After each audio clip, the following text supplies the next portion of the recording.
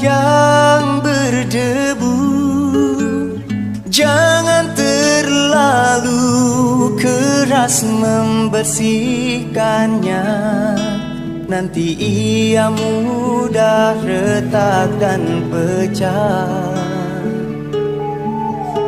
Nanti ia mudah keruh dan ternoda.